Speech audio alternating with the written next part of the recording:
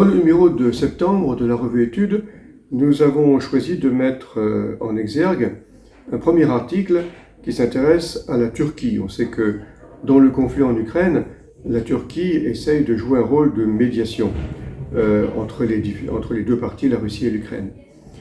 De fait, le rapport entre la Turquie et la Russie est ambivalent. Il y a des proximités et en même temps des différences. La Turquie est à la fois du côté occidental et du côté oriental.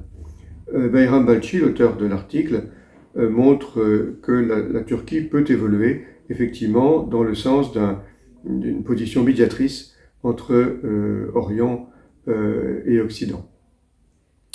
Un deuxième article est l'entretien avec la philosophe Barbara Stiegler à propos de la pandémie.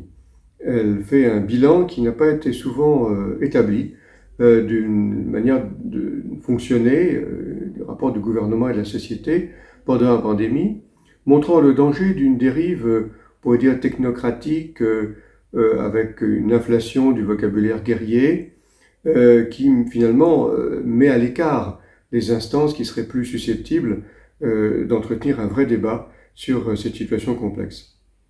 Et enfin, un troisième article de la juriste Stéphanie Hennette-Vaucher porte sur la loi dite séparatisme qui a été votée il y a un petit peu plus d'un an, cette loi qui soulève de nombreuses questions et en particulier, comme elle le souligne, la mise en danger pour le fonctionnement des associations dont finalement la liberté se trouve quelque peu entamée par cette loi.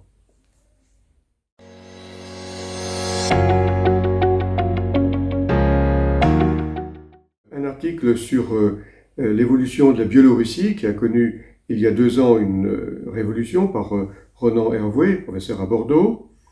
Un article sur la ville de La Rochelle qui est un territoire en transition en particulier qui s'efforce de devenir un territoire zéro carbone par Cécile Esvent.